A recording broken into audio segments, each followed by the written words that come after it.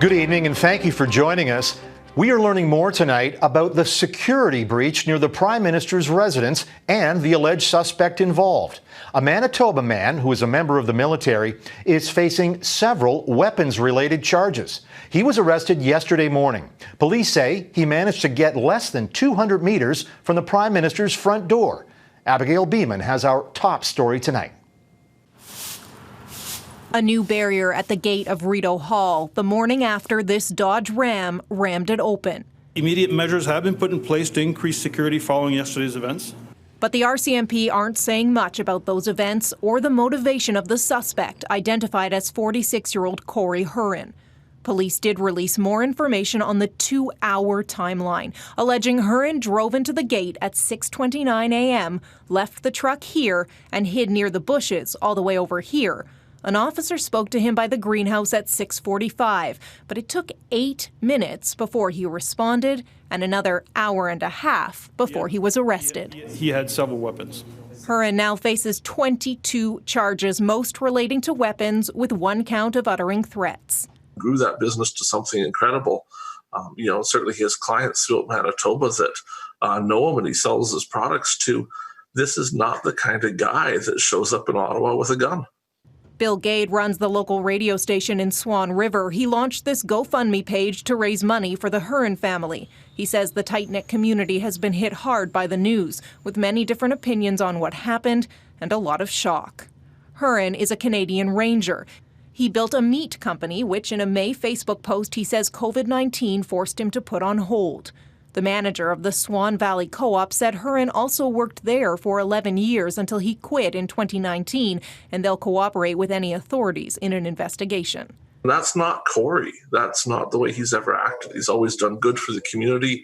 He's a member of the Lions Club. He's done amazing things for them. Friday's court appearance was very brief. Hurren will remain in custody until his next court date, July 17th. David? Abigail Bimman in Ottawa. Thank you, Abigail. Parliament's Ethics Commissioner wants to know more about Prime Minister Justin Trudeau's ties to the We charity. We had been tapped by the Trudeau government to distribute $900 million in honorariums to tens of thousands of students for volunteer work. Today, though, the Prime Minister said the deal with We had been scrapped. Robin Gill is hosting the West Block this weekend and joins us now. So, Robin, what is behind this We controversy?